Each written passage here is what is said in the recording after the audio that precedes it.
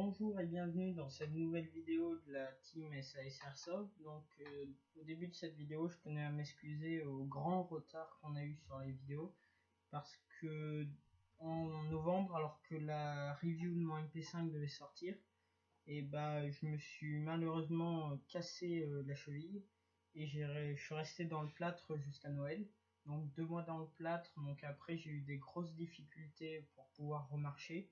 Donc avant fin janvier, j'arrivais pas à marcher correctement et courir, j'arrivais pas encore, donc je pouvais pas du tout faire d'airsoft, donc je vous montrer le parti filmé. Et honnêtement, j'essayais de remarcher plutôt que de faire une vidéo. Et après, malheureusement, je suis parti pendant les vacances scolaires avec ma famille au ski. Et donc pendant la première semaine des vacances, j'étais au ski et la deuxième, je devais faire la vidéo pour la review de mon MP5, mais malheureusement, lors de la première semaine, je me suis cassé le poignet à cause d'une mauvaise chute et je suis resté plâtré pendant 1 mois et demi.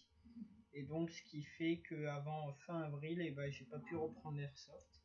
Et honnêtement, après, vu que j'avais des examens à passer, je pouvais pas, j'avais pas le temps. Et après, au début des vacances, j'y ai pas pensé tout de suite. Et puis, du coup, voilà la vidéo qui arrive. Allez, je vous laisse avec la vidéo. Donc aujourd'hui, on va voir ce bouclier anti-émeute que j'ai fait moi-même avec que des matériaux de récupération. Donc pour ce qui est de la plaque en bois noir que vous pouvez voir, c'est une plaque de 70 cm de largeur par 1,10 m. C'est du contreplaqué marin.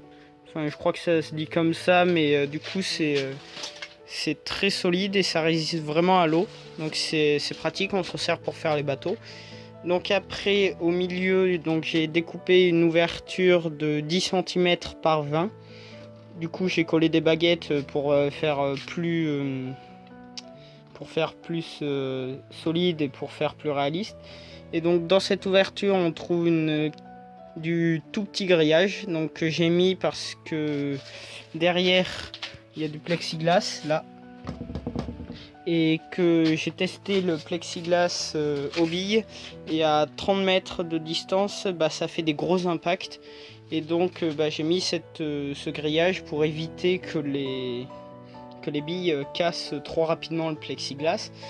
Donc après, pour ce qui est de la peinture, donc j'ai tout peint en noir, donc avec un embout qu'on met sur le compresseur qui projette la peinture, là, je sais plus comment ça s'appelle, mais donc j'ai tout peint en noir de partout.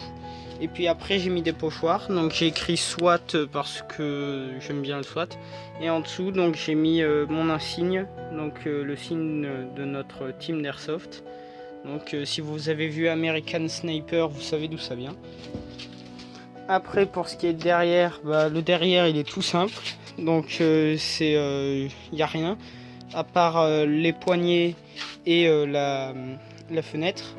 Et donc pour ce qui est des poignées, j'ai pris 2 équerres que j'ai rivetés. Donc là on peut voir les 2 rivets, et devant là c'est peint, mais on peut voir un morceau de rivet, et là il y a une vis par contre pour être sûr que ça soit bien tenu.